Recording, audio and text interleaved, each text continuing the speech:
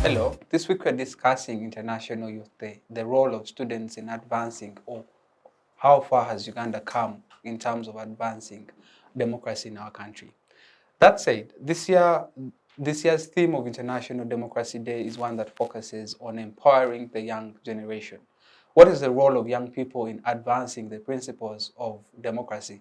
And in that context, we shall bring the conversation down to Uganda. How far has Uganda gone in terms of advancing or promoting democracy in our country? Joining me to put this conversation into context is a panel of distinguished ladies and gentlemen who will help us unpack tonight's conversation. In no particular order, I am in this position, not even in any way close to introducing them, but I'd rather give them opportunity to let them say hello and introduce themselves. I'll begin from right at my right hand here. Council, you're most welcome. Just say hello and I'll get back to you later. Thank you. Hi viewers, I'm glad to be here. My name is Enock Kamanzi, the Executive Director of Genius Generation Agenda and a clerk to National Youth Parliament. Thank you. Thank you very much. I'm very happy and thrilled to have you here, Clerk to National Youth Parliament. We'll definitely have an engaging conversation as regards the principles of democracy. Thank you. The lady who is giving us a perfect smile. Good afternoon, everyone. My name is Ankunda Trassyleen. I'm a law student from Makere University, team leader, Girls on Mentorship Space, and Student Affairs, Fishing District Youth Council. And I'm very honored to be part of this great panel. I must say that in whatever we do, really, democracy is key.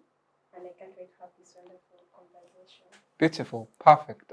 It's as simple as that. This panel has people with very heavy CVs, and that's why I had to go ahead and give them the honor to break it down. But let me get to the man in a nice, well-arranged tie and a neat beard. Sir, you're most welcome. Thank you, Drake. To our viewers, I'm Daniel Okiror Musinguzi. I am currently serving as the Attorney General to the 25th government at Uganda Christian University. I'm a law student as well. I'm a variety of things, but a youth advocate is one of them. And I'm pleased to be on this panel, looking forward to the discussion. Thank you. When you said your name is Daniel Okiror Musinguzi, I saw the look on Tracy's face and like, Okiror Musinguzi. Yeah, you're right. But yes, you will tell us why. I would just like to categorically state that I will offer no explanation. Let's have the man who has been here a number of times, and you all know him as the Pan-Africanist. Yes, thank you, Drake. Philip Mulisa is my name. A Ugandan, an African, very proud African, and I'm happy to be here. Thank you. I'm just going to, in no particular order, begin the conversation. Just before we delve into the nitty-gritties of International Democracy Day and the principles of democracy, I would just briefly like to pick your thoughts. I'll start with you, Philip. What do you think of tonight's conversation? What do you think about International Democracy Day and in terms of how far we have come as a country? Yes, thank you, Drake. Now, speaking democracy in the Ugandan context is an interesting aspect of our being. Looking through what they call democracy, the dictates of what democracy is, and how far we try to uphold them. Looking at the decision-making process, the processes through which we get leaders in this country over time. Talking about human rights, talking about accountability, and a couple of other tenets of democracy. Uganda, like all other nations, is trying to put together all those aspects of democracy. It's not an easy journey. Today, it is stated that the United States is the world is perfect democracy. Is it what they say? Ideal. The ideal democracy. So if you measure from the standard of the United States, I think we have a lot of things to put together. Yeah. However, there is a step we've taken as a country. If you go into our history, if you go post-independence, 1962, you look at how we changed from Motesa to Obote, then Obote to Amin, Amin to Yusuf Ulule, then to Obote, then to Tito Okello, then to Museveni. I think there's something to appreciate about the progress we've made in the recent years. Something to debate is how beautiful or how classic or how the quality of that progress. Yeah. But there is progress. And I hope we can keep building on that and improving it. All right, thank you. Daniel, Philip says there's progress. Right now, I'm just picking your thoughts on what we definitely think on tonight's conversation. Provide your own particular context to what you understand when we here discuss International Democracy Day, and particularly the theme is focusing on empowering young generation. What do you think of tonight's conversation in terms of progress that our country has made in democracy? Okay, that's an interesting question, given the previous speech by my brother. I honestly think, one, it's important, like he has said, to recognize the fact that there are strides made. Whether those are positive or negative is a different question, because there's a possibility to make, one step forward and two steps back.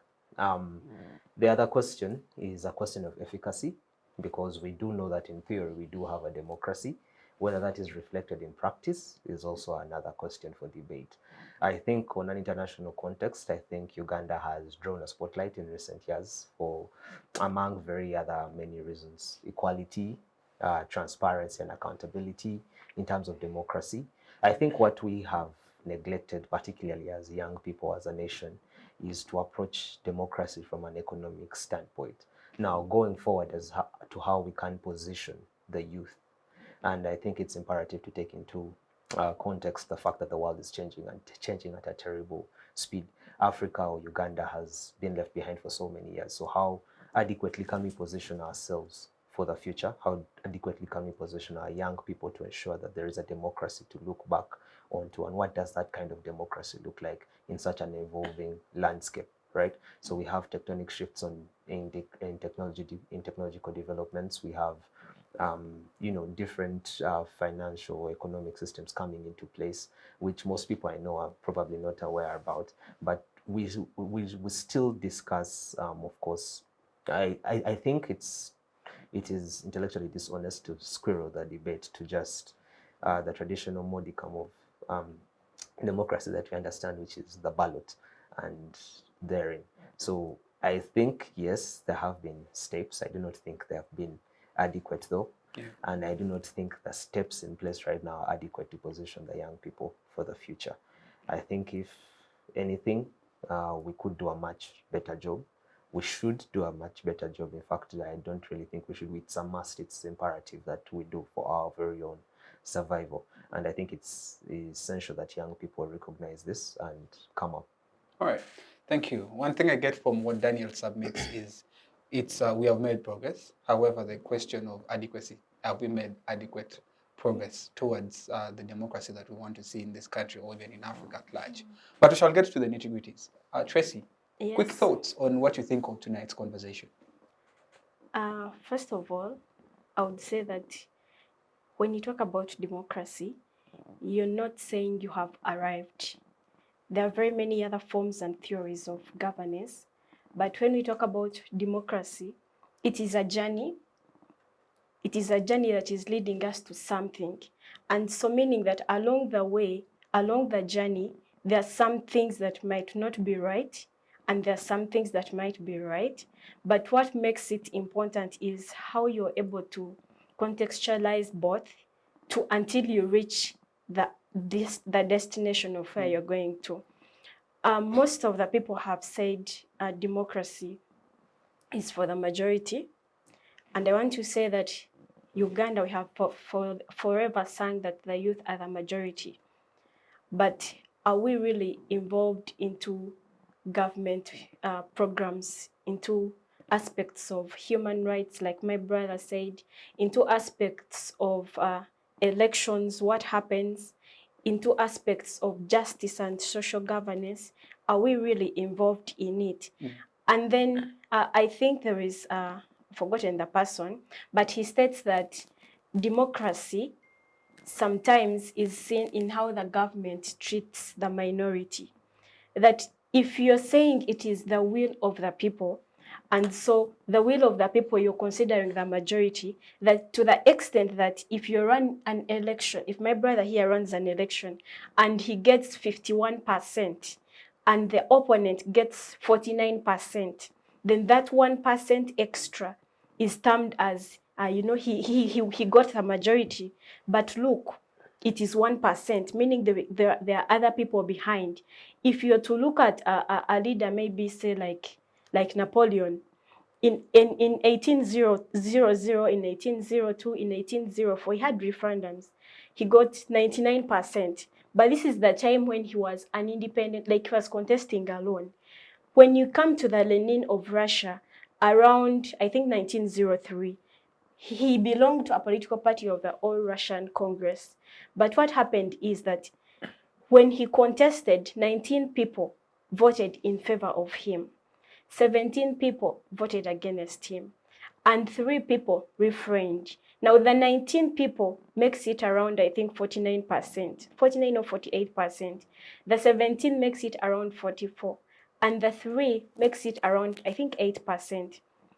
Do you say that this leader has been, democratically elected? Is he really by the will of the people?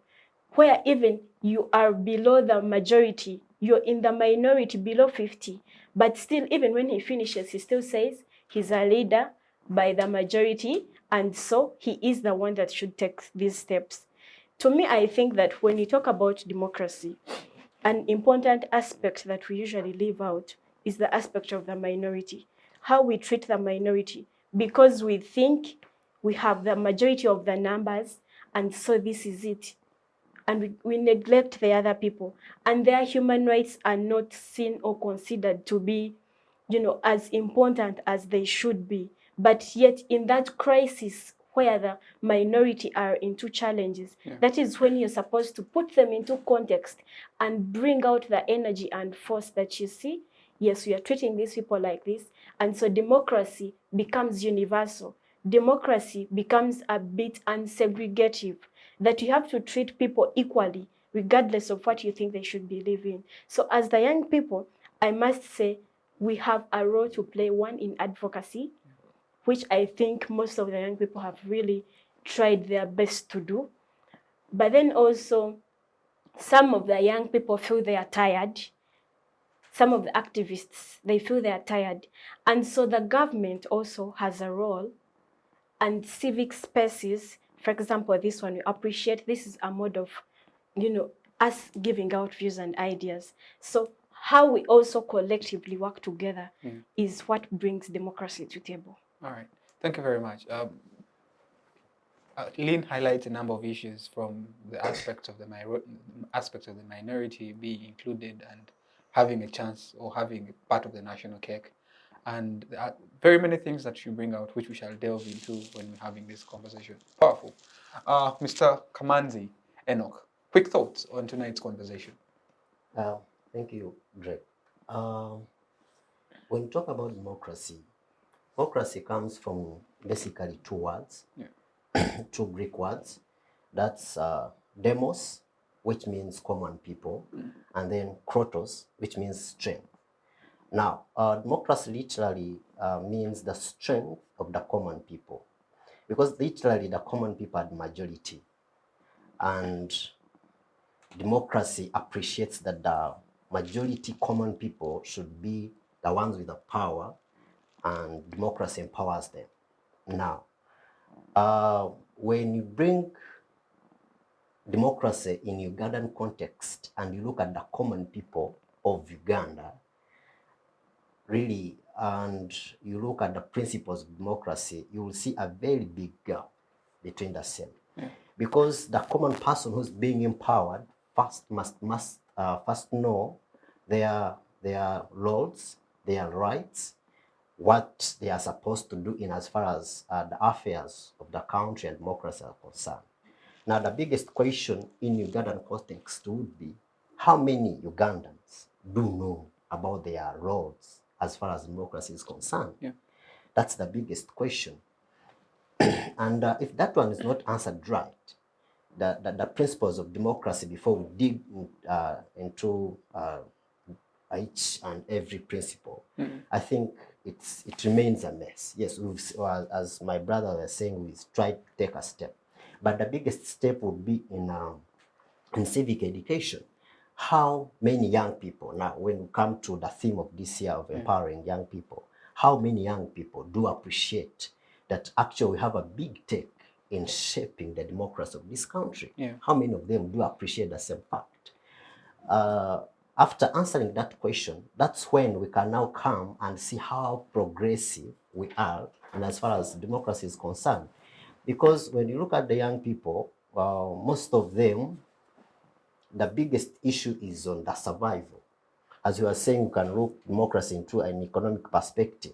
The biggest challenge in this country is that it's survival mode. How do I survive? Even if he comes into politics, he comes to see how can I survive. So he will not have the guts and all that opportunity to say what is this doing, what is happening. So democracy in Uganda, I may say, as she said, it's the rule of the majority. But in Uganda, I may say it's minority. It's just a handshake of certain people seated somewhere saying they are practicing democracy on behalf of the majority.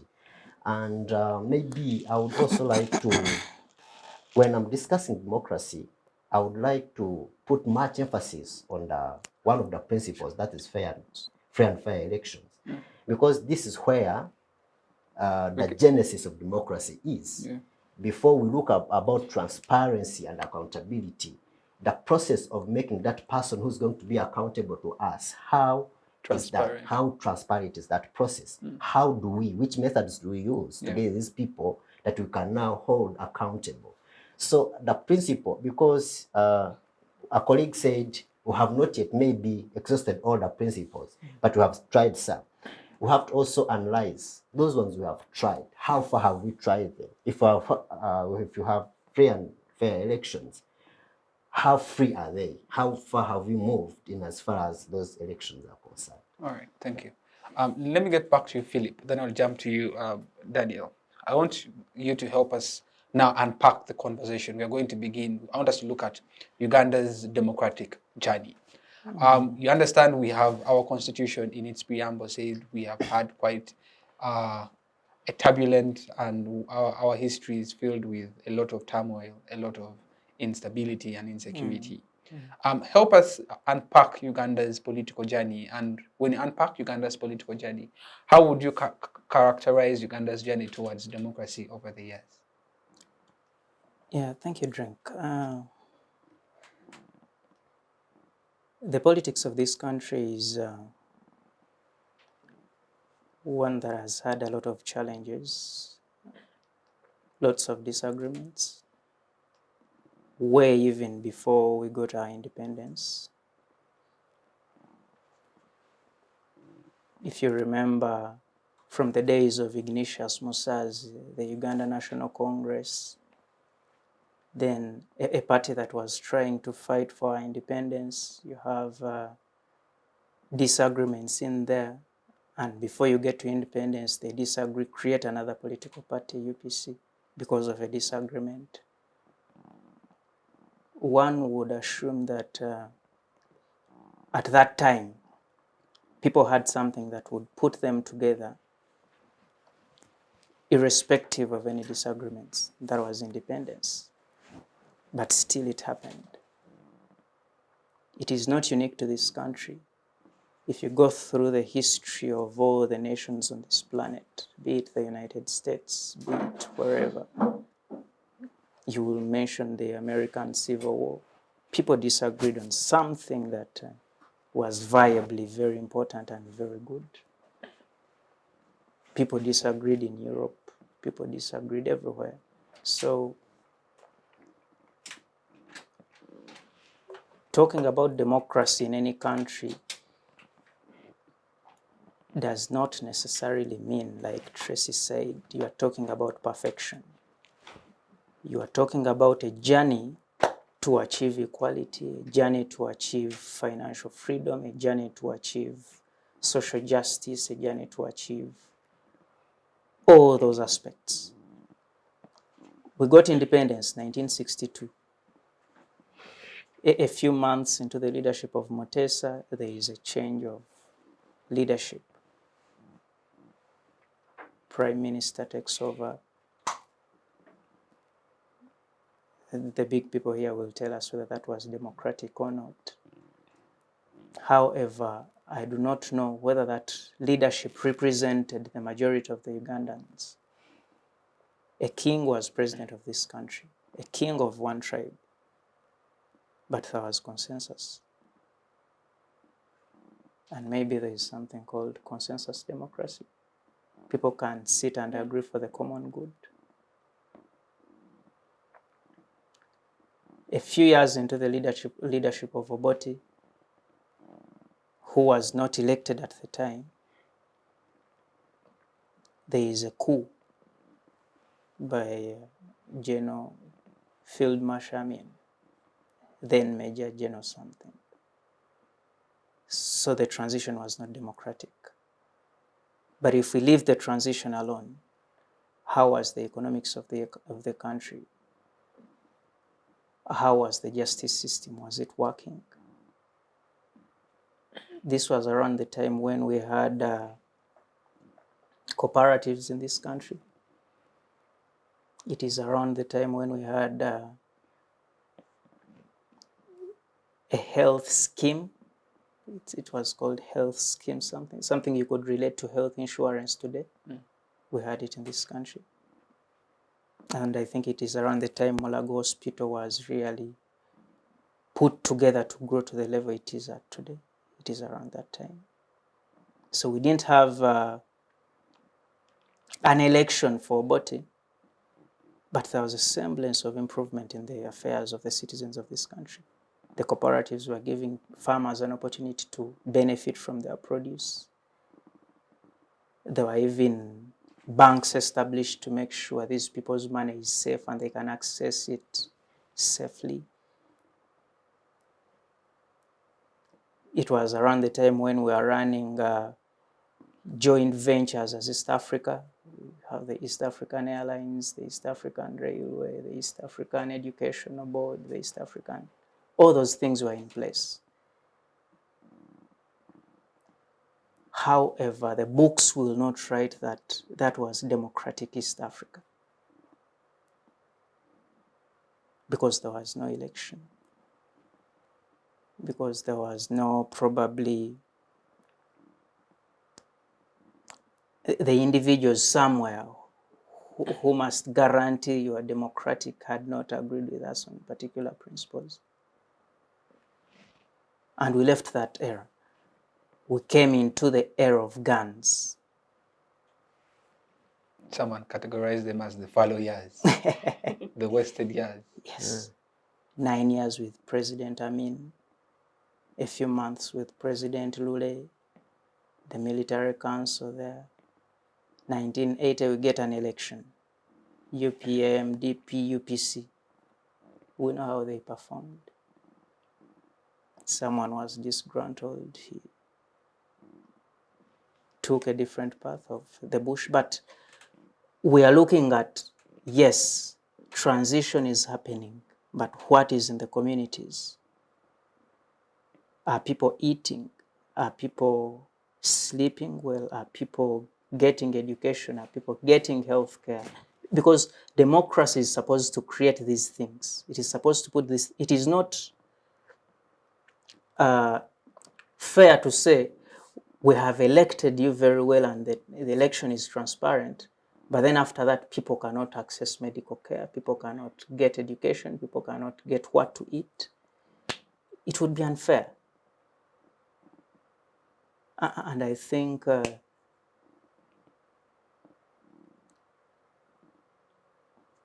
The second tenure of Dr. Obote was ideally the opposite of his first tenure. Service delivery went down. The education was not as it was, the healthcare was not as it was, the cooperatives were affected, the production was affected. And of course, we will mention a couple of challenges, the guerrilla war and international pressure, the breakdown of the East African Community 77. All these things came into reign on this new regime that had come back. Yeah.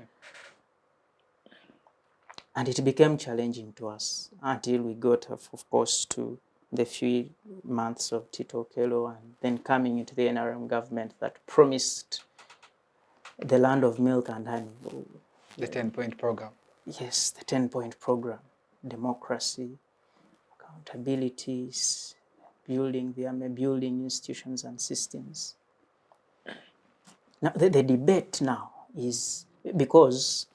Just take us forward to the aspect of multi-party, the multi-party politics, and then I'll pick it from there. Yes. When the NRA puts together the 10-point program, for the first 10 years, 86, 96, you would credit them perfect. At least what they represented was something better for this country. And whoever read through what they said or listened to what they said was attracted to these people. The collapse of the Soviet Union,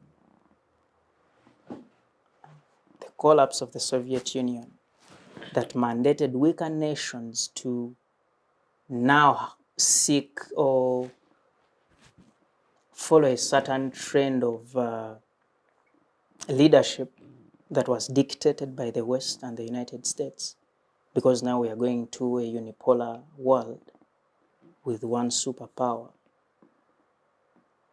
dictated that we must have multi-party politics. Remember, we're having a movement system,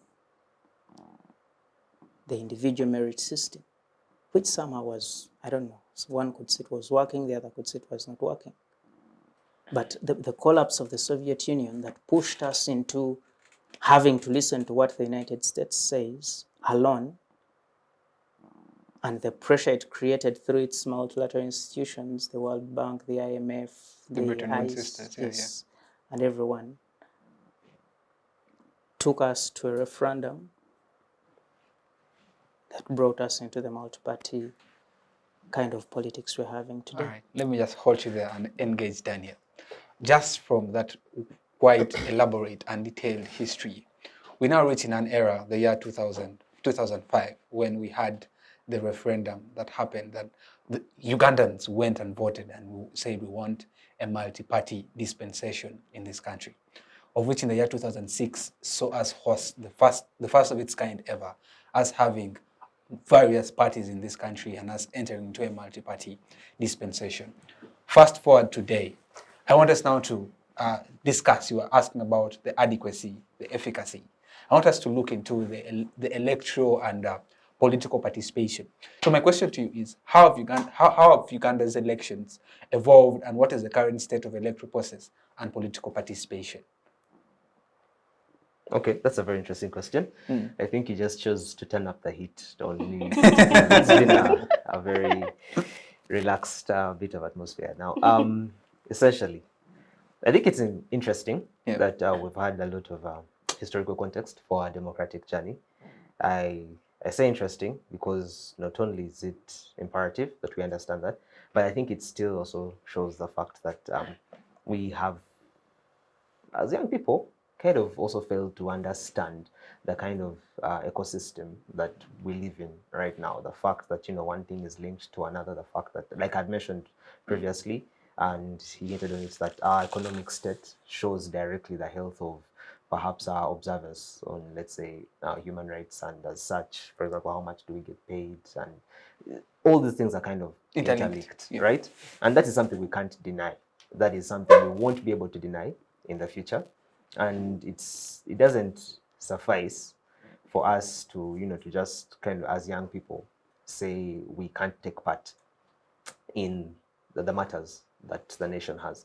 Now, it's interesting again, as I said, because earlier we had mentioned, we have, and which is, I think, attract this kind of debates tend to take. How are young people involved in national politics? How do we view democracy, right? And that tact or that space seems to be, hey, we have leaders, we have democratically elected leaders that represent the views of the young people in these places. The question then again, like I said, still becomes how effective has this representation been, that it allows the average young person hustling in his village in my hometown, Bukedea, to grow his maize, participate at a democratic level, and be able to benefit. So we have not talked about things like democratizing access to capital for that young man. We have not talked about certain things like how democratic is it for him to access his healthcare, which is the implication of what we're actually talking about right now, the real life implication. It's easy for us to draw this debate out and discuss it at a very theoretical level, but the real life implication of it is a question that still begs to be answered. As young people, I still don't think we've had as much adequate or as much effective representation. Where voices are not heard in these spaces. We can discuss how we can get to that perhaps later on, but I think it's also imperative that we understand that, the ecosystem we live in requires us as young people to take into stock, to take into context the entire debate and how that affects us. We can't afford to stay silent anymore. Does that answer your question, or is? It does, but I'm still interested in the aspect of youth participation. We always cry and lament in all the forums or spaces that we go and have these conversations on, that we are the majority, And that we are not represented. that we are the majority, we are not represented. And yet, you find that we have all these forums. We have the National Youth Council. We have 5 members of youth representatives in Parliament, and recently a forum of NGO came up and formed the National Youth Parliament. And statistically, a number of MPs are below the age of 35, which constitute, I think, 30% of members of Parliament who are below the age of 35. Someone would arguably go ahead and say the young people are represented. But then my conversation still on the aspect of civic responsibility and youth participation.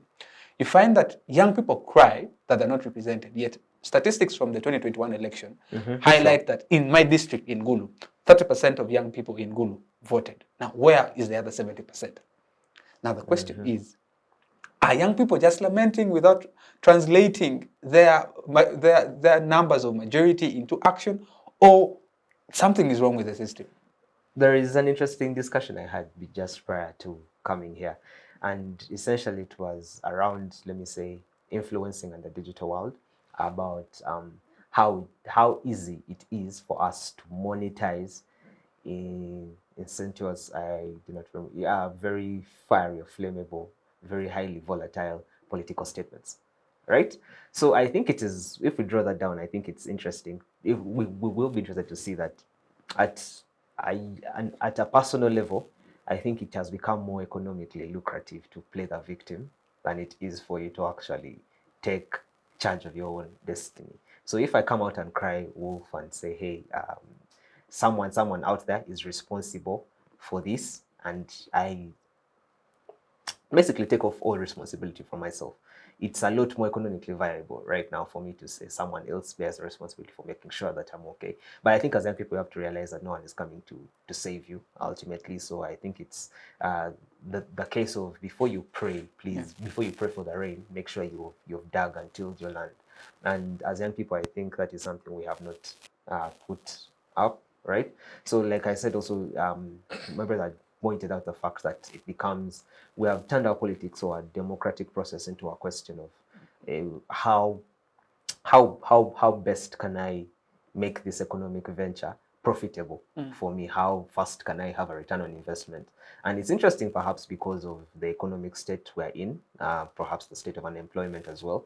And then we keep preaching that become a job creator kind of gospel, which is also interesting. But I think what we would need, we can discuss the theoretical, the practical aspects of why these things have failed. But I think we need an alignment. We need to accept the values that we uphold as a nation, and then from that draw down.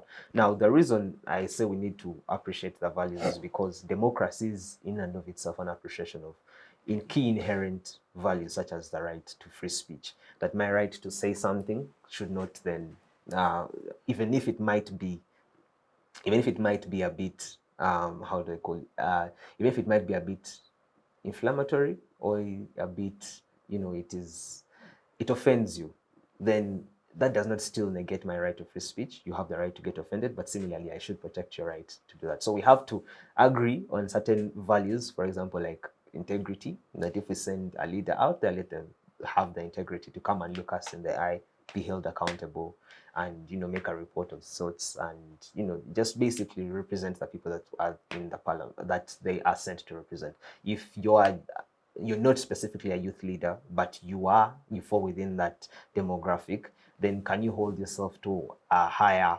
moral code, or can you hold yourself to a higher standard and say, hey, I probably do not represent these people directly, but the ecosystem within which I live makes sure that one decision I make here has an implication there. And like I said, it's very easy for us to draw down or to cover context, to make this debate very large and discuss it. Yeah, play the victim and discuss it at a very theoretical level. But like I've said, what is the implication of our democratic process, the implication of our democracy? How for the young individual in the village, the common man out there? All right. We're now bringing the debate into reality. Tracy, Yes. Daniel says young people love to play the victim. And in your introduction, you brought out the aspect that you want to focus on minority. And the youth are categorized as minority even in our constitution. The fact that if we love to consider ourselves as we want to play the victim and find it safer playing the victim, at the moment we are paying for the sins that we went and acted about. We refused to go and cast our votes in the year 2021. Now we are crying about unemployment, yet we fail to translate our numbers into tangible solutions in electing leaders that would translate into actionable solutions that would affect the problems that we face today. Now, focusing still on elections and political participation, focusing on that minority that you bring out and of which the young people categorize or fall into that category, bring for us the conversation of how best can we have young people elect, be it 18, be it 35, not just involved, but actively involved with the right information. Interesting. I don't know where to exactly start from. Feel free. But I must say that as young people, the Constitution mandates us under Article 38 to actively participate in government implementations and programs, just like it still mandates civil societies to participate in the same capacity.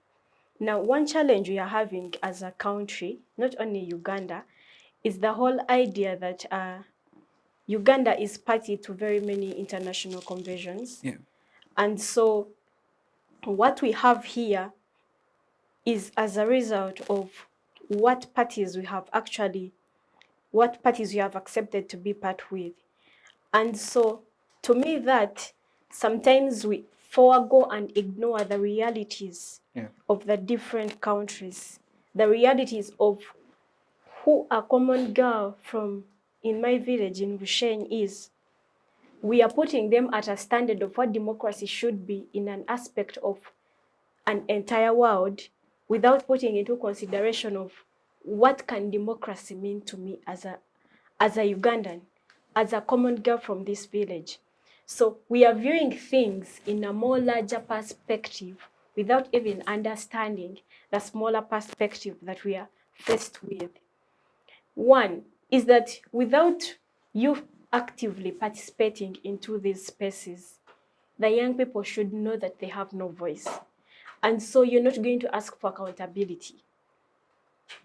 It is up to us to encourage a spirit of embracing that you must participate. Imagine Tracy says today, I'm not going to vote. Enock says, I'm not going to vote, and we're all from the same village. And in your mind, it is that, after all, my neighbors' votes are counting. You get? You are that reluctant that you think what your neighbor has to offer is what you should go with. Or what they will believe in is what probably you think you will believe in. But which is wrong. The whole idea of democracy becomes difficult when it becomes an aspect of populism and extremism. That you think because maybe you belong to this political party or maybe you belong to this organization, then maybe the organization is representing you. Like we've overgeneralized things and we've not had an individual assessment and performance, which makes us reluctant to take up these spaces. If you're saying the youth of Chabjimbi are this and that, you're generally categorizing everyone, but you're forgetting that there are actually those different views. That when you ask us as a group here, we might all say, yes, this is what we've agreed with. But when you zero it down to one-on-one, realize that Trassyleen might have diverging views from what Philip might have. Similarly, you might have diverging views from what Daniel would actually believe in. So the idea that if you're to look at democracy in a very wider thing, you're looking at it as sort of colonialism is still actually within us. That you must believe because the convention says this and this, then there is no democracy if it is done otherwise. That the aspect of superiority, if the president maybe does not say this, then there is no say in that, or it is not what it should be.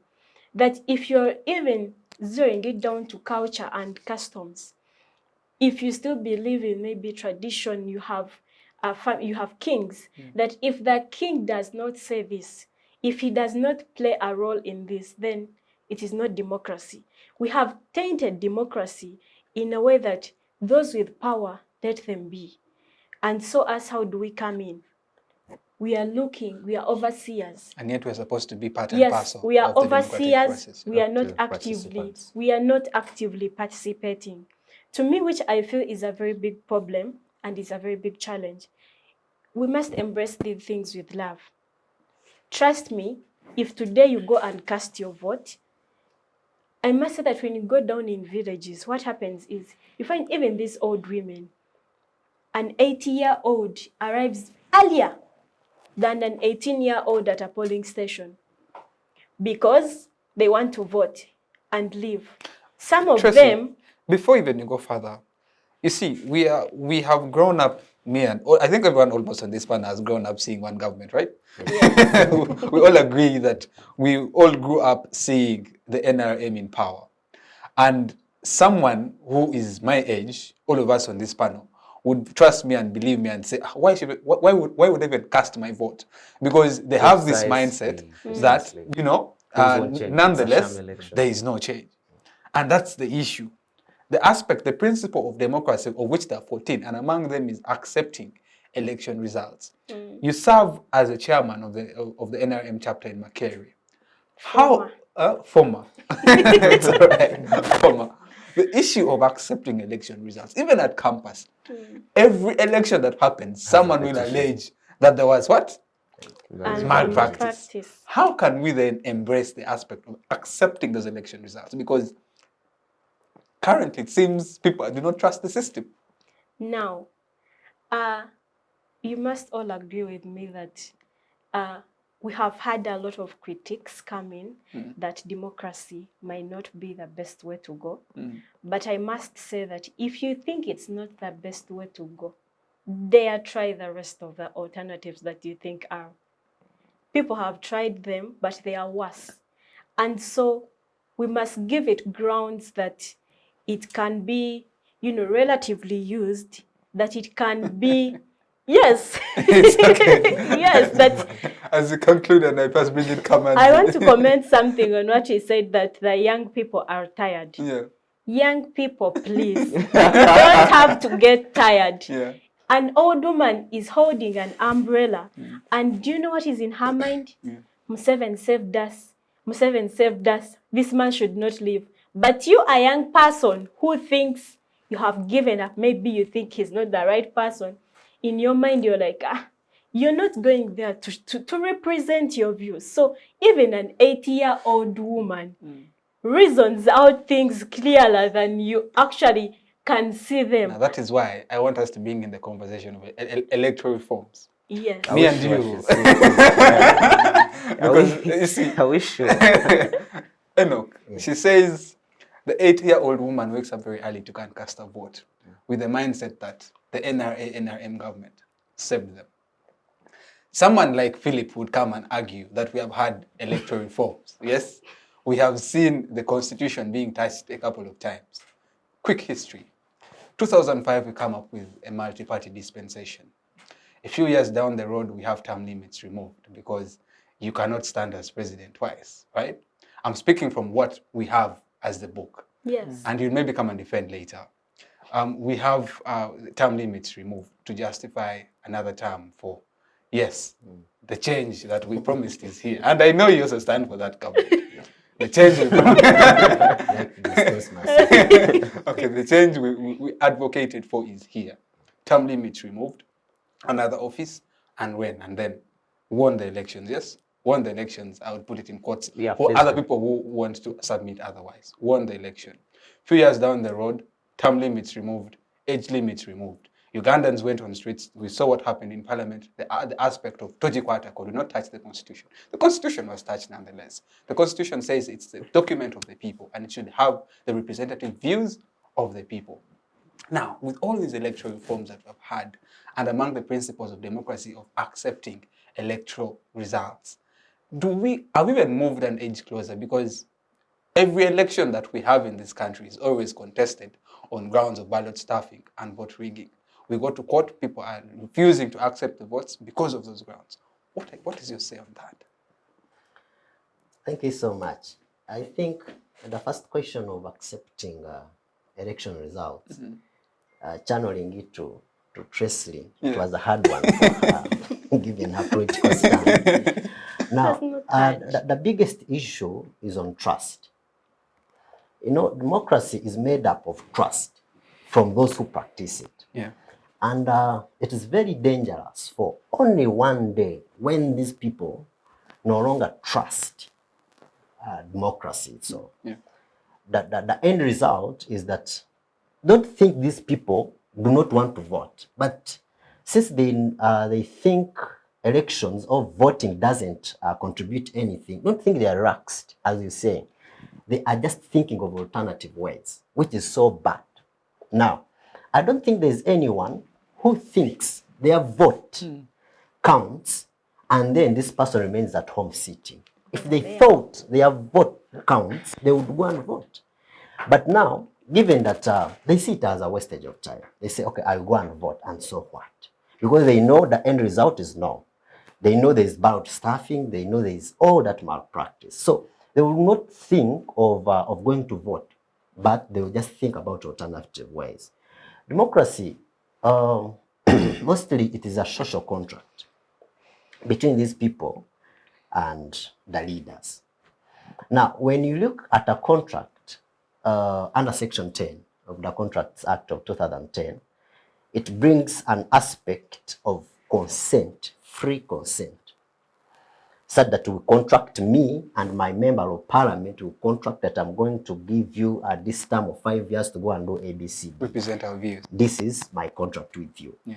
But now what we are seeing, still in the contract, there are what they call vitiating factors of a contract. That, yes, I may sign this contract, but there are other factors which have influenced me to sign, but I would not have signed like I've signed. Vitiating factors, these are factors that say, even if we have signed a contract, but there are certain other factors that influenced me. They include misrepresentation, mistake, undue influence, and duress. Now, in our context of the electoral processes, you see some aspects of misrepresentation. A member of parliament comes to the voters and tells them, when you vote me, I'll construct for you a road, when he actually knows he cannot construct such a road. Now, we pull votes under misrepresentation of the people who sign with him a contract that there is a road going to be constructed when there is no road which is going to be constructed by the same person. you see duress. You deploy some military attires and guns all over, and people vote in favor of. But there is duress behind. There's duress behind. There's a certain pushing. There's undue influence. Undue influence, I would like it to bring it in a context of political parties. We had the head of state once saying, if someone belongs to NRM, even if it is a jerrycan, I think that is the example they use. It is better than a member of parliament who's on opposition. Now, this means that if I belong to NRM, I'll be influenced to vote for an NRM candidate whom I don't believe in personally. These are all factors that are influencing our signing of the contract with our leaders, the social contract. And at the end of the day, we don't have consent, free consent, to determine the right leader who would be taking us on. And at the end of the day, these leaders are the ones to bring in the other 14 factors of democracy we are talking about. Now, I would think we first deal with the first principle of elections. There's no way you're going to convince these people to accept such elections and find it a better alternative of getting people into power. We've seen people taken to prison, we've seen people being beaten, we've seen arrests, and all that, we call all that elections. And there is open violation of rule of law, openly. And I think people can trust the same process. You say the laws are saying this, and we find people praising it. You know, Uganda, we have the best laws, but implementation is at 10% or 5% or even less. And I think people can trust such processes. When we see the UPDF Act saying a military officer should not indulge in political activities, and someone goes and campaigns openly, and we think people can trust such a process. So I think the biggest issue is on the issue of trust as far as democracy is concerned and our elections. And until we deal with that, because when we don't deal with that, we shall not have the right people to be accountable, to be transparent, to bring equality. When we talk about equality, now we're talking about our judicial system. We've seen in this country, I'm sorry to bring this example, it is the only, we have a Chief Justice, and I think it's the first in history, who confiscated a certain file of a dissenting judge because of a political, yes, because a certain justice is maybe going to give another view which the Chief Justice would not like, and he confiscates the file. It's in this country, and you think the other party will believe in your judicial system, will believe in your courts. And what happens if people no longer believe in courts? If a person goes to court with their land is being taken, when it comes to court, it doesn't get justice. What do you think will happen when this person no longer trusts court? When a person says, I will not go to vote, and he knows his right to vote, but doesn't trust that process, what is next? So democracy still have a long journey to move. And as young people, the first medicine is realizing there's a problem.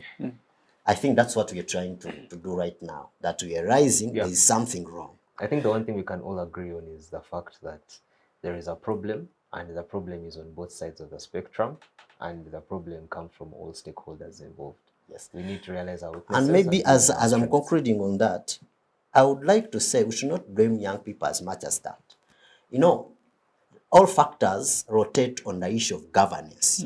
And we should first have the political will to cure all what is happening. Minus that, the population, I don't think do have the capacity to overturn what is going wrong without the political will and the ruling class accepting that what is happening is wrong and should be changed. All right, we're just going to quickly. You want to say something, Yeshu? It was just maybe just a comment, maybe an ironic comment, that I think the status quo begs to disagree, that without lack of political will, it's impossible to change the situation. Like I said, the current status quo we have, the leadership we have, is proof that even without this political will by the leaders, you can choose to find a certain way to express your will. But I don't think that is, I'm not saying that's a correct way to go. I'm just saying we need to be honest about where we are as a country and where we want to go and where we don't want to go. I think the first step is us engaging in the electoral process. We shouldn't entirely think it is a waste. We have seen what's happening in the West African countries. I wouldn't agree with us opting for such violent means because we have the numbers, we have the capacity of changing, of having an impact, and that vote will actually count. Otherwise, let's go for a short break, and then we shall come back and then dive into the conversation deep. I see we're already heating up, but we shall be right back. Thank you. Digital rights are those human rights and legal rights that allow individuals to access, use, create and publish digital media or to access and use computers, other electronic devices and telecommunication networks. Digital rights include a right to freedom of expression, information and communication through technology, a right to privacy and data protection, a right to credit for personal works, a right to universal and equal digital access, a right to identity, a right to anonymity, a right to be forgotten, and a right for protection of minors, among others. The state's digital rights are frequently violated through various unfair actions, for example, blockage of websites and social networks, theft of credentials, unauthorized use of people's data for personal gain, privacy intrusion, online censorship, arrests and intimidation of online users, internet blockages, and the proliferation of laws and regulations that undermine the potential of technology to drive social, economic, and political development worldwide. It is hence every citizen's responsibility to respect rights of other digital users and to speak out or report to the responsible parties when one's rights are violated. Welcome back from the break. We're discussing International Democracy Day and what progress has Uganda made. Just before we went into the break, we were right in a very heated debate. And we talked about Uganda's journey, Uganda's democratic journey, and we brought in the aspect of electoral and youth participation in the democratic process. Right now, let us bring the conversation to human rights. That's civil and political rights as well. And I'm going to start with you, Tracy. The principles of democracy highlights majorly the factor relating to representation, participation, and I think the most important one apart from participation is the aspect of accountability. But we shall get into the nitty-gritties of that. But let us focus on human rights. Our country has, over the years, been praised for having very good laws relating to human rights.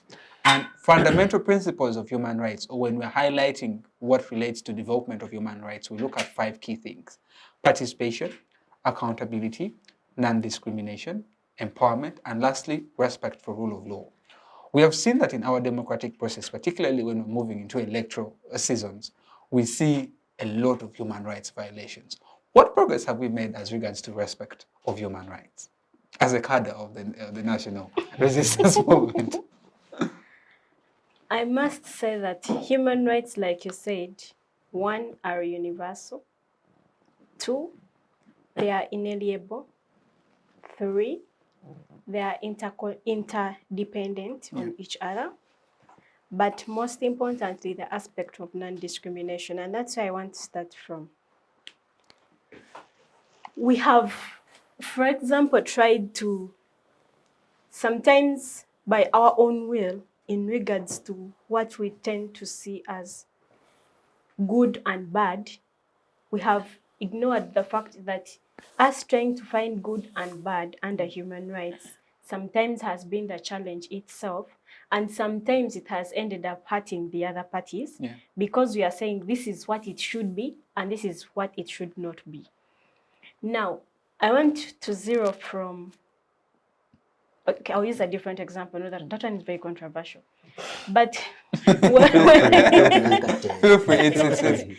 when you look at an aspect, say like homosexuality or any other aspect that you'd really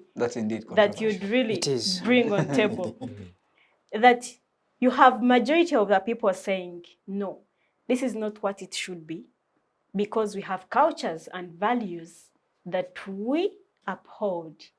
And above all, There is Can we like use a different example because No, I love the no. We already have it for purposes of guiding this debate. Okay, let me use a different one. We at the moment we already have a law in place that is against that. So I don't want us to go into Okay. a controversial conversation. Yes. So that you have maybe any other assumed scenario that you'd have. But because you think you have cultures and values and norms to protect, you're not putting into a second thought of what the other party that you're against can actually go through. I'm bringing this as an example of our individual beliefs. That Tracy, I think because this is this and it should not be the other, so the other is not important. But Tracy, the idea of democracy is, as I said, majority, right? Yes. So the majority rule and the majority decide. Abraham Lincoln said democracy is the power of the people, for the people, and by the people. So if the people of Uganda say, still using that example, that we do not want that particular that particular vice, hasn't democracy spoken? I thought we were leaving the example. No. No. Okay, well, what I wanted to say is that these definitions of democracy vary from different author to different person, but there are common aspects, like you said, the aspect of majority. But the critiques, like I had earlier said, have brought into context that how you treat your minority is how democracy will be seen. Because in any case, the majority, you're already in favor of them. And so how you're relating with the other party is what will bring out that key Mr. aspect. Moderator, I beg to respond. Daniel wants to interject into what you're saying. Let's Can have I him be come in. protected? Let Daniel say something. Yeah, yes, Daniel. I think while it is true that in preserving the rights of the majority, we should, in as much, do our best to preserve the rights of the minority. I think where that particular debate goes wrong is in getting a tiny substrata of information and making it appear as the norm for the larger majority, which is, I think, the first place it goes wrong. The second place it goes wrong is in assuming or trying to force that because in a certain subsect you believe that way, it should be across the board as well, which is wrong. It's fallacious, because in essence, the very principle of democracy really is such that if your values are divergent from my own values, you should not then dictate what my values should be. We should then each have the capacity to decide what our values can be. I think that is the very basic principle of what democracy represents, which again is sovereignty of first the individual and the state, which of course does not take away the fact that we have international obligations, or we do not have obligations even at a micro level within our country. But I think ultimately we reserve the right to make decisions for ourselves. We reserve the right to be democratic about the kind of decisions we make. All right. We can proceed. I still proceed. He kind of diverted me now, but anyways, I think I was also trying to be on my side to emphasize what I already said. Yeah. No, I do not. Okay, we shall get back to you. We're having a mini debate there. Let's have Tracy. We shall get to you, Daniel. Yes, so I was still saying that with human rights, yes, the government could maybe not have done well enough. But even us as individuals, have we done what we ought to do? Because, well, there are some scenarios where the government, now, for example, right to health, is not absolutely upon the government. The government can construct hospitals, the government can do all it takes. But you as an individual, when it comes to your health, are you really minding about your health? Government will not intervene in aspects of where you've become obese and you're saying, no, the government has a duty. It should actually look after me. And so you even tend to ignore the minors that you as an individual can work on. And secondly, you have to agree with me the aspect of finances. Finances. I know you're going to. Finances, that it is very hard, even in this country, the richest people you think are the richest, to manage health, issues relating to health. health issues are very, very, very fundamental, but very expensive. Very expensive.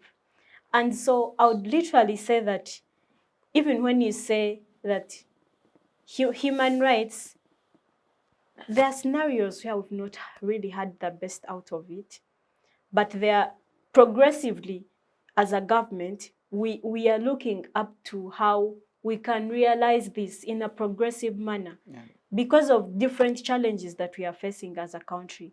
But then also sometimes because people have politicized each and everything in the country. Yes, it might be political in nature, but there is where people have gone extreme. That even when you think it is an issue of security, someone will tell you, no, it is not security, it is politics playing part. And so in a way that even your security as an individual, even the security that a country is supposed to provide, some of the people, because of politics, will say, no, no, no, no, no. There is no insecurity. People's lives are not at threat because of politics of pluralism and extremism. So as much as we might blame the government, we also must blame ourselves. But the government, of course, has duties to fulfill as a government. All right. Even us as individuals, we have duties to fulfill. Okay. Daniel, after the 2021 elections, the government was highly criticized for not granting freedom of assembly and press to the opposition parties. And following the roadmap that was released by the Electoral Commission I think this month, they went ahead and, the National Unity Platform issued out a roadmap of how they're going to have a countrywide tour by the president of the party, His Excellency Bobi Wine. And we have seen him move around and have that freedom of press, freedom of assembly. Now, my question to you is, are there recent developments or changes have there been improvements or challenges in protecting freedom of speech, assembly, and the press? Yes, there have been challenges. I think that is evident. Anybody. It's the simplest question you should answer. It is. Really honestly, it is self-evident and it's glaring. Yeah. I think the very first thing is, like I'd say, how we're positioning ourselves on a democratic level to be able to sustainably, practice democracy first for the youth and also for the nation going forward.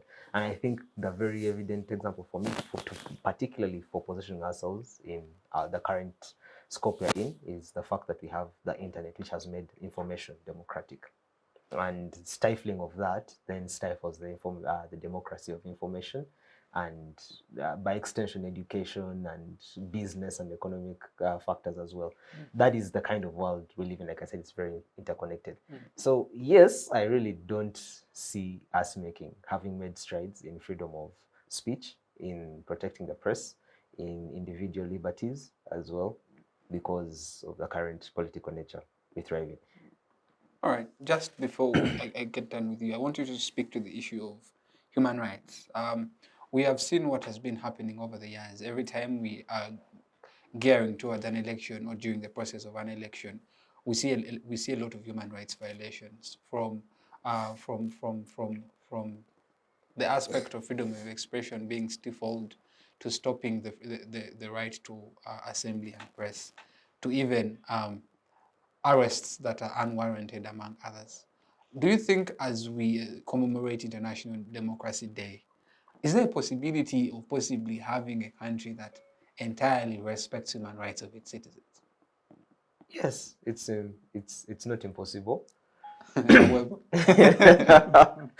Whether it's practical is a different question. Yeah. But I don't think it's impossible. I think it's good to hope. I think it's good to dream. That's what motivates us. But I think it's also good to be goal-oriented and action-oriented, to take the steps necessary to achieve that. We don't seem to be making those steps. If anything, like I'd said, we seem to be taking 2 steps back. Yeah, but all that, like I've said, is what we have been discussing here. How can we actively engage ourselves? How can we actively participate as all relevant stakeholders to ensure that going forward, we can then enjoy those freedoms of which we so speak? All right. Philip, I want us to take the conversation to political parties and opposition.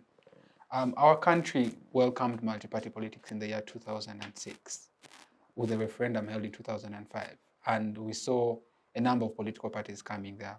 Forum for Democratic Change, the National Uganda People's Congress came back into existence. Right now we have approximately 18 or so opposition parties in this country. But at the moment we are seeing a number 28. Yes, and we are seeing a couple of issues that are rising within the opposition itself. As I earlier on said during the break, that transition has become an argument of the opposition, just like transformation it is to the NRM.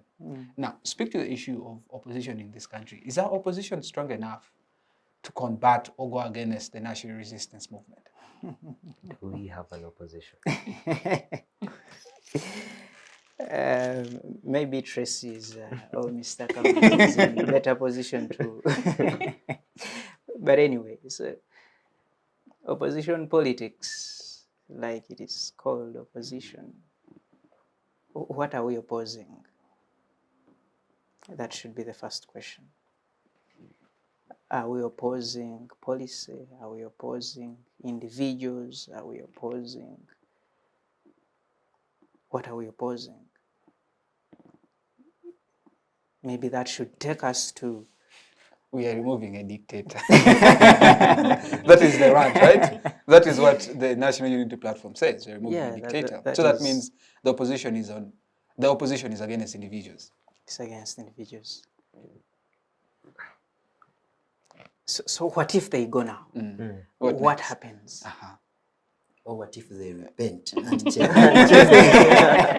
You know, it puts us in really a complex situation to get out of. And I think it's an example of the individualization of our politics. Yes. That without the person, the idea cannot thrive. You know, the politics of these countries has been, like he says, crafted around individuals. Yet, like you mentioned, in democracy, it is supposed to be about the people wholesomely. Now, whenever you have challenges and disagreements and all conversations around a particular individual, and if we mention opposition, if you do not talk about Robert Kyagulanyi Ssentamu, then you're not talking opposition. Or if you disagree with Robert Kyagulanyi, then you are no longer opposition. Then it doesn't play any good for this country, any good for this. And looking at us being young people and being the majority in this country, you want to say that whichever country that has transformed on this planet, it has been the work of young people. Sure. Trassyleen mentioned the Lenins, and I would also put it to the Bolsheviks. They are very young people who led the revolution. When you go to the great... The 27 guns. Do not compare the national resistance army with the idea of liberation and change. These were young people, and all over. The Mwalimus at independence were young people, the Obotes were young people. So if our young people are actually not in position to push for what they desire, we are in a position where we do not know even what we desire as young people. We are just there idle, we want things to happen. And I put this to partly the education systems and how we live in society, because the values we talk about in democracy are values of societies that have evolved over many years. They have transformed their people intellectually to be able to understand some of these aspects of life. The reason an individual will tell you they do not believe in elections, with or without being convinced by anyone, is about their intellect. Before you blame me or the other one of convincing you not to go and vote, your intellect. And how do we build intellect? It's through education. You don't have people who are purely peasants without education, without knowledge. Any form of indoctrination. Yes, any form of, yes. And you expect them to appreciate these values that you are bringing. You are cropping, you are transplanting values of a society that has evolved over 200 years, 100 years, 300 years. And you want a young person who has not gone to school, or has gone to school but through a poorly facilitated UPE school, has not seen a teacher in 3 weeks. And this is the individual you want to understand, or even a private school for purposes of inclusiveness. And so people are not getting the sharpening of the brain they're supposed to get to be able to transform them to understand these aspects of a democratic society. And if they do not appreciate them, then they will not practice. And that puts us where we are, the opposition. You have people who are simply telling you want to remove a dictator, but when you remove him, what happens?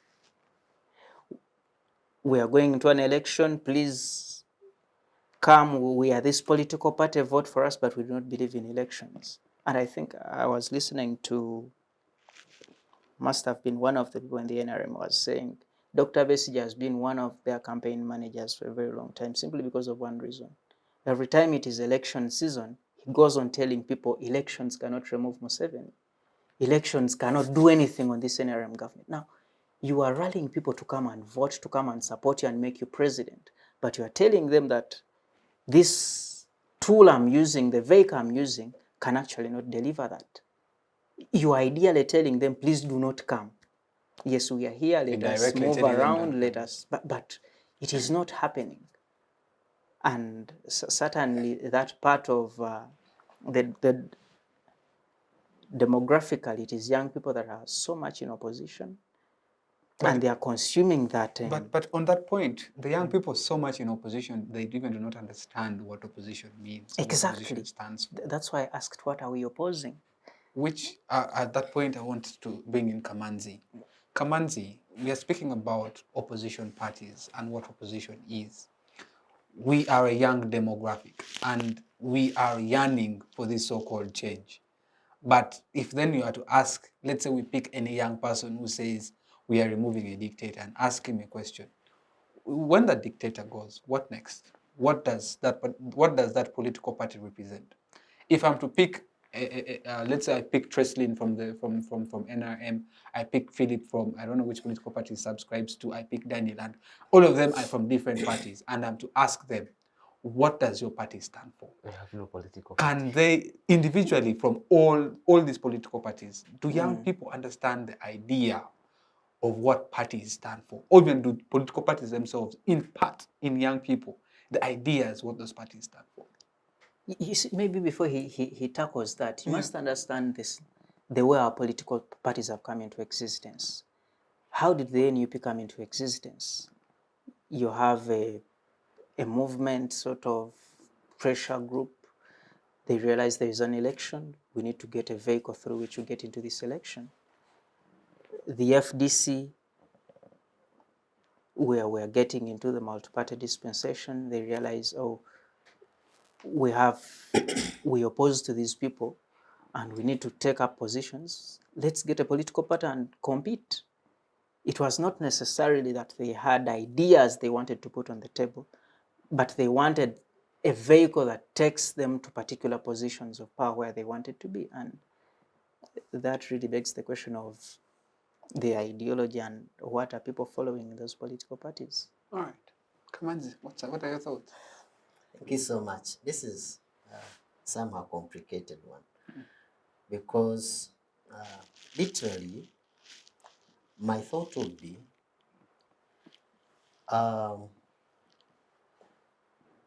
if as young people focused on think tanks and capacity building, now we need reshaping of the whole system before we can actually tackle that, because I think it is ANT which is trying to do something like that, because their leader believes in building people From the grassroots. From the grassroots before they even think of contesting.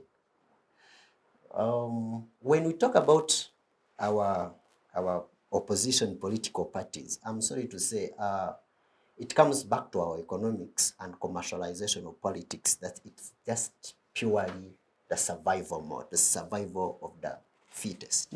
That's what these people believe in, the opposition now, before I come back to young people. Because when you look at what constitutes NRM, they are former opposition. Yeah. If somebody is in opposition, is fighting hard, but that day they get a kitu kidogo, they drop all the principles, all the values, all what they believed in, and then believe in the something else. And somebody Did you include Tracy in is a former opposition. Because really, Let's not banter our because really, you find someone on a television criticizing a certain system. Just within 3 or 4 months, the same person is on the same TV defending what he was criticizing.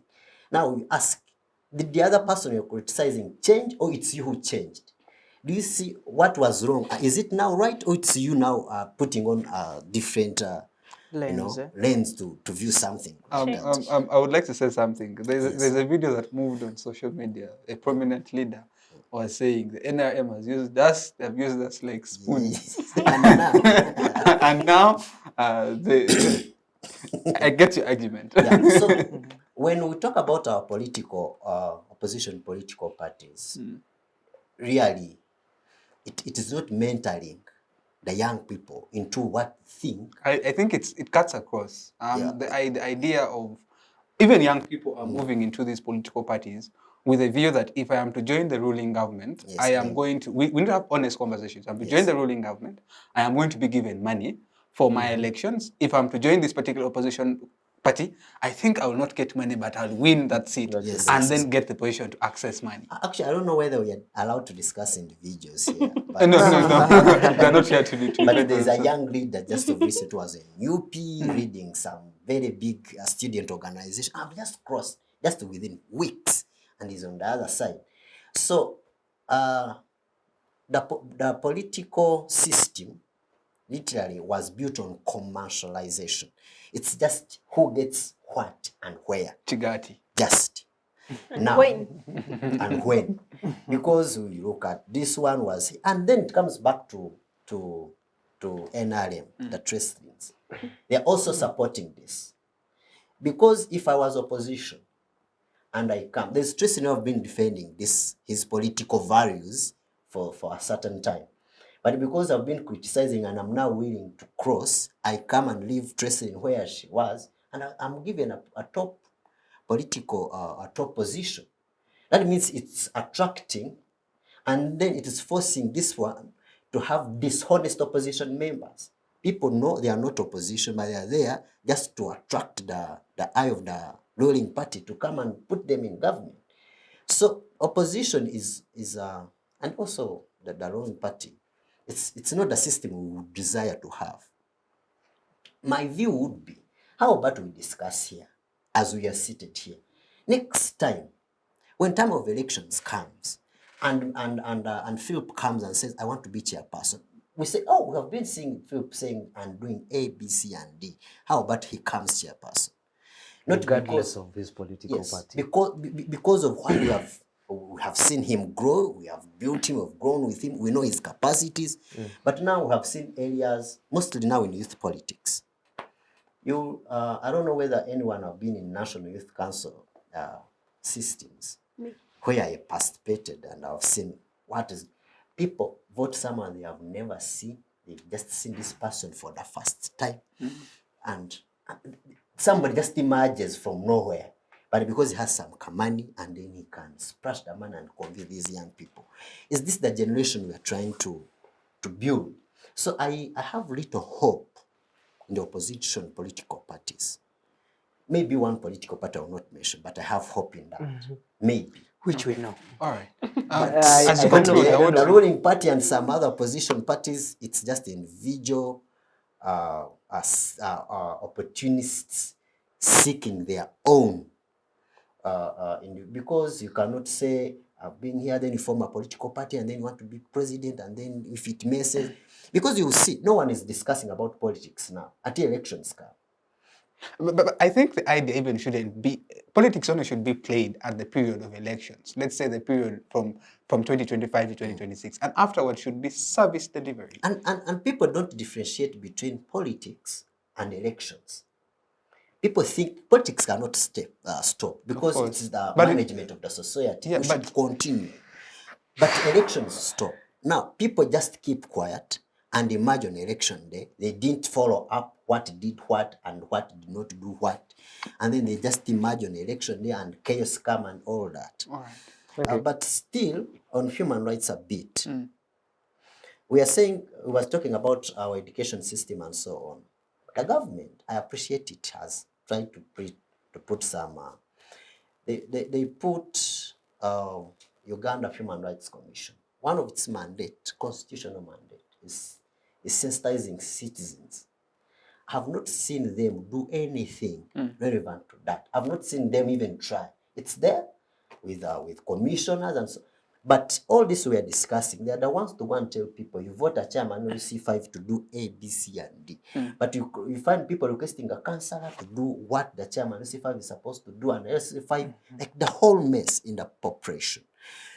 There's Equal Opportunities Commission. I don't know which opportunity, because they are, I think, over at Kingdom Kampala, seated there. I've not seen them deliver anything, and they are given money. So, as young people, Accountability. We must hold these officers accountable and see to it that they carry out their mandate. But thank you for your submission. Daniel, he brings out an idea of tokenism, an idea that is greatly eating our system, that young people are driven by the drive that if I am to go here, I'm going to get the so-called chigati, that I'll be given something, and yet at the end of the day, we are killing the nation. Who gives this chigati? The so-called future that we are supposed to deliver to, we are already killing it now because of our initial drive or zeal to get that little money, like a small 50K, that will push us for the next day, which is very bad for our country and in terms of our future leadership. So I want to speak to the issue of tokenism, one. But two, the idea that political parties at the moment are thriving on individuals. And once those individuals step down or move aside, it looks like the whole political party goes with them. Yeah. Speak to that as well. Like I said, I think we need to understand who's giving the chigati, first and foremost. But then I also think after we've understood who is giving the chigati, I'd like to tell young people, don't sell yourself so cheap. And the reason I say that is because everybody has a price. That is the world we live in. That's a reality. The question is what currency in which it is paid that differs. And when I say currency, I don't mean just fiat currencies. I mean there are people who will do this because of a certain price in terms of ideology, which I think again goes back to what we're all trying to say, that there is a political party, there is an individual, and there is the idea that essentially each and every one of those represents. And we have to go back and agree what our values are, what kind of values we think would best serve us, and uphold ourselves to each and every one of those values on both sides of the spectrum. That being said, we cannot know what those values are unless we have a certain kind of civic education, which is again what he said, at the very grassroots level.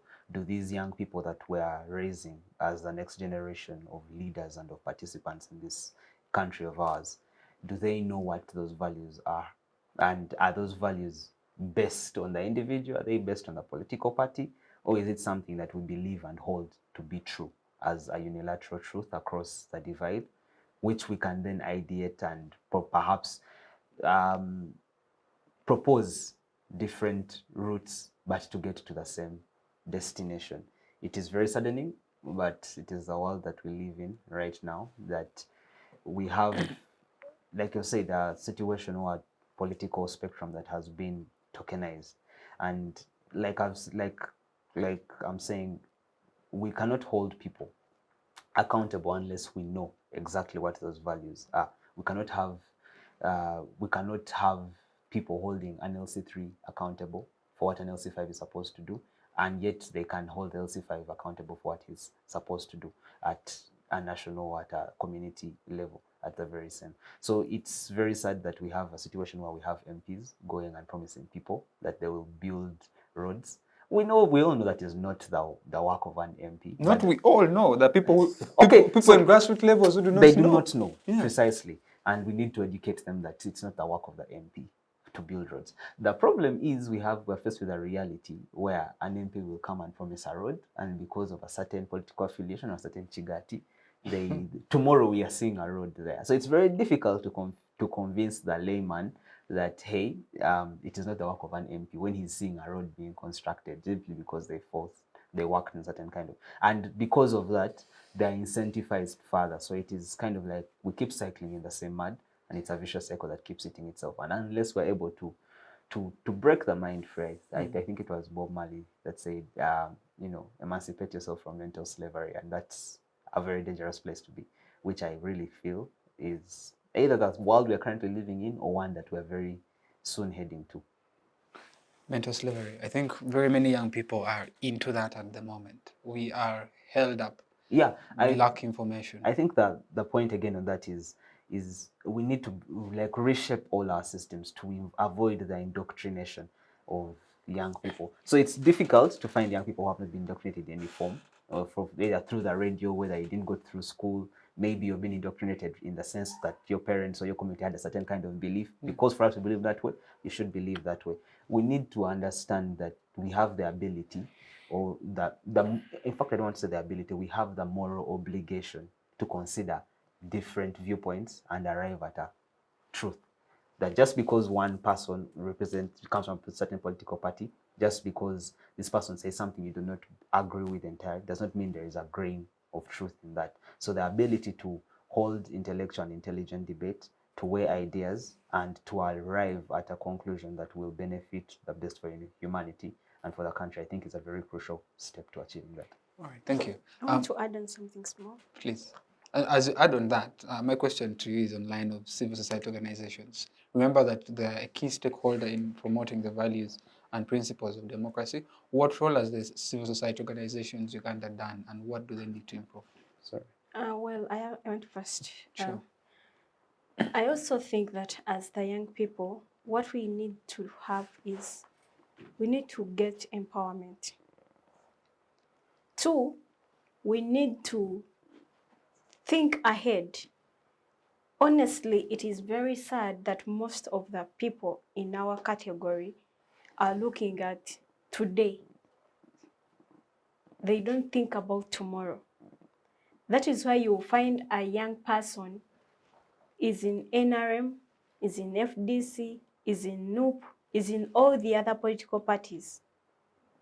Because they think maybe if NUP has this, you're going to go, you get some facilitation, transport refund, maybe tomorrow. We have lacked consistency, which to me, I feel consistency is very key because it shapes you as an individual, but then it also gives you focus.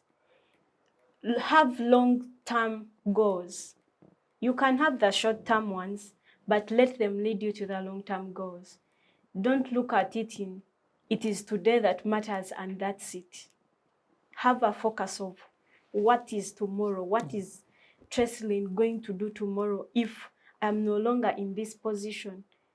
Am I impactful? Can someone actually really rely on me? Because people watch us, by the way. You might think no one is watching, but people watch us. And then getting back to civil spaces and organizations. One is advocacy. I must start with that, which Civic Space is doing right now. Secondly is still advocacy, even outside these spaces.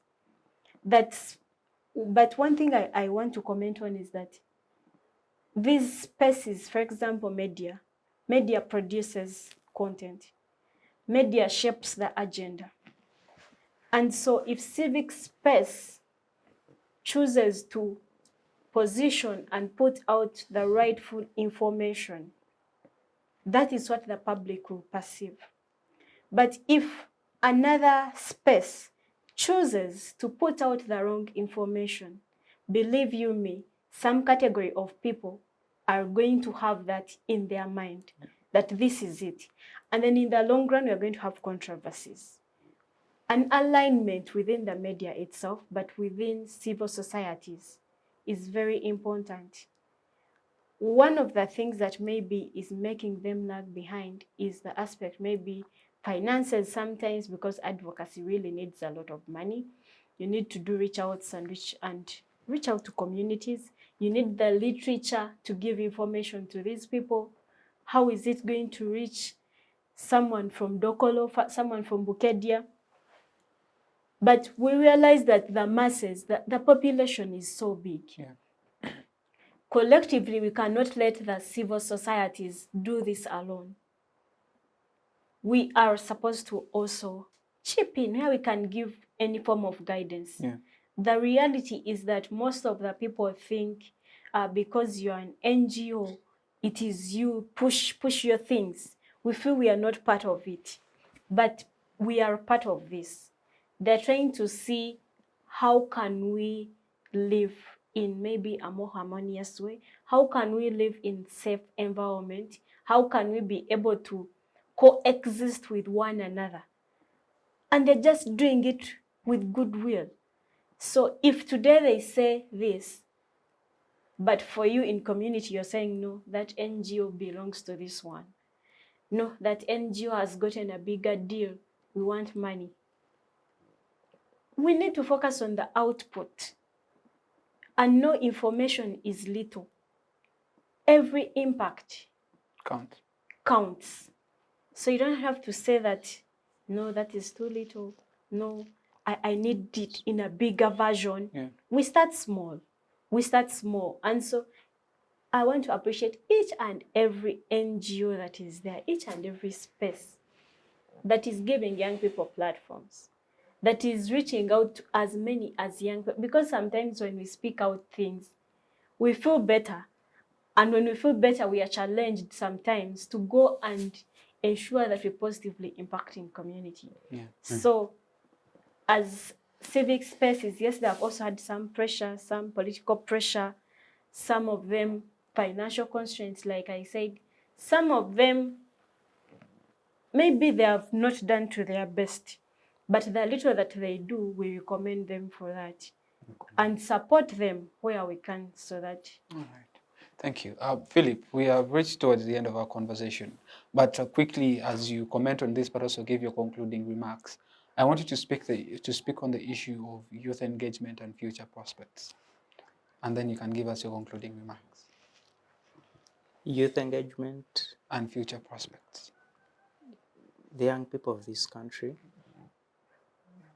but also this continent, must understand that whatever happens today in the corridors of power, on the streets, in the churches, affects them directly, and it has a long-term impact on them today, tomorrow, and years to come. So they don't have a choice. They must wake up, stand up, and participate in all these activities and shape them in the best interest of them as young people. That's the only way to go. And I want to conclude by sending my sympathies and condolences to our Moroccan brothers and sisters. They had a terrible earthquake over the course of last week. The figure I saw today morning was at 2,700 deaths and 2,400 casualties. Send our sympathies. Sorry to them, and we pray that they be comforted. But also, anyone that can offer any kind of help to these communities that are affected, please, through the UN, the governments, the African Union, the East African Community, even our governments locally, let us stand up and give assistance to our brothers and sisters on the African continent, because we are the first solution, and the other solution might delay or never come. Thank you. Thank you very much. That has been very touching, but very true. Daniel, your parting shots. Well, I think I already made majority of those. But like essentially, I'd said, for the young people, positioning ourselves for the future sustainably, and not just, when I say sustainable, it's not just ecological sustainability, but it's looking at things like economic and financial sustainability as well. And I think we need to realize the fact that where we're positioned is a unique turning point. It's an opportunity for Africa, for young people in Uganda as well. And if we do not, we have had a very bad habit of catching the wave after it has already sailed. So, this time I think we need to surf the wave just as it comes up, take advantage of the technological advancements and opportunities that have been provided to us to advance democratization, like I said, of capital, but of policies as well across the board, across the globe, and to take advantage of that, like I said, even the democratization of information across the internet, to be able to raise a population or to raise ourselves up as people that are capable and competent enough to resolve the problems that we have. The first solution is with us, and we're the first line of defense. Thank you. That's been powerful. Tracy? Yes. Personally, I would say that as young people, we need to keep asking ourselves some questions. Questions like, what am I doing about it? In any case, what is it? And is what I'm doing about it the right thing I should do about it? The same question can be asked. A question that was asked in 1940 can be asked in 2023, but the answers are different because environment changes, circumstances change, relations change, very many other aspects of life. But how you're able to react towards it is what makes you outstanding. How you're able to realize and fit in when there is a crisis and a challenge is what makes you a powerful person. So you don't need to have a position. You don't need to be someone from this political party and be from this other political party. What you need is you and your conscience. What you need is you and being of a positive impact in community. Thank you very much. Positive and lastly, impact. Democracy, you can either agree or disagree, but make sure that what you're doing gives you credit. All right. Thank you. Enoch, parting shots, brother. Thank you so much. To the young people, mostly, we have had a tendency of feeling like we're not part, of feeling like the government is doing whatever we're doing and we are doing whatever we are doing. I would like to implore the young people that it is us who can actually do something about what is happening. It's us who can shape this future. And also the tendency of feeling like I don't like politics. I would like to implore the young people that politics is part and parcel of our lives. It affects us. We cannot ignore politics. We cannot do away with politics. We should, all of us, because politics goes beyond contesting. But let us all be as civic active communities, as young people, and see the positive change we can cause to the young people. I beg to submit. Thank you very much. You've heard it done there from the young people. Tonight we've been discussing International Democracy Day, what progress has our country, Uganda, made. And the submissions that have been made here have been very detailed and very interesting. We would have loved to have the conversation going further, but due to time factors, we cannot. But otherwise, my name is Douglas Drake. I've been your host and moderator for today. You've been watching Inter-University Debates, and please do catch us again, same time, same place, next week. Thanks to the technical crew, Rashid and team, for always making sure that the show is out on time. Thanks to Set Up a Constitutional Governance and Civic Space TV. Otherwise, good luck. Bye-bye.